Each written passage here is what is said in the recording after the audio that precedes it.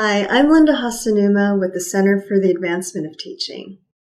Today's cat tip is in honor of our First Gen students at Temple because November 8th is National First Gen Celebration Day. So I thought it'd be good to think about a couple of things that we can do to support our First Gen learners. I'm a proud First Gen myself, and that's one easy way you can help create a welcoming environment for First Gen. So if you identify as First Gen and feel comfortable doing so, feel free to share that with your students and your colleagues. And you can also mention it in your syllabus, your welcome video, or on the first day of class when you do introductions. And if you're not First Gen, consider including First Gen experiences and stories in your courses to provide greater visibility and representation of First Gen learners and role models. And if you do a survey at the beginning of your courses to learn more about your students, you can invite them to share this identity with you, along with any other concerns they may have about their learning. At Temple, about a third of our incoming class identified as First Gen, so they're the first to go to college in their families, and there are more First Gens in our transfer population.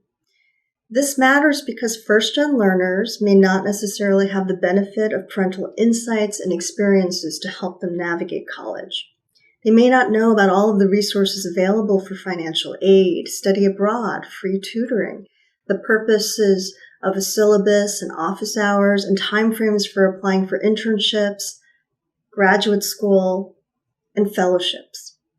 There's also a lot of terminology and language that we use in higher ed, so it may be helpful to explain the various offices on campus, what they're for, how they work, and that can help First Gen students better advocate for their needs.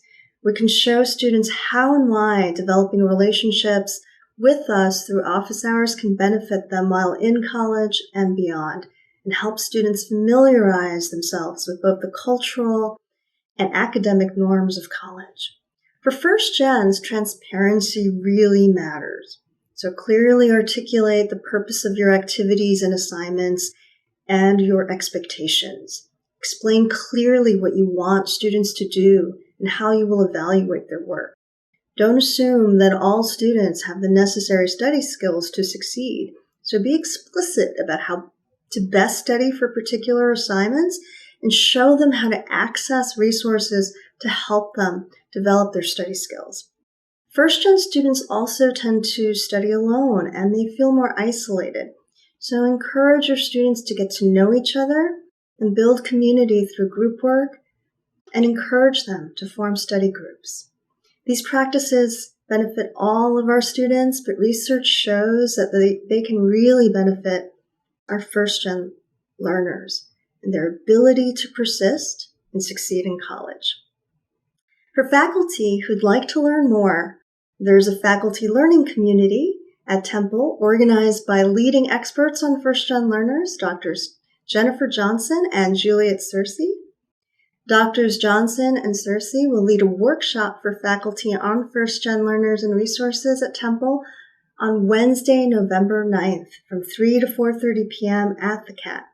And you can register at catbooking.temple.edu. And for students, Temple has a First Gen network, Temple First, and your students can go to OWL Connect for more information. So in honor of National First Gen Celebration Day, and whenever you teach, what can we do to help our First Gen learners feel a greater sense of belonging and support at Temple? We hope to see you at the workshop on the 9th, and for more information about the CAT, please visit us in our labs or schedule a consultation by visiting teaching.temple.edu.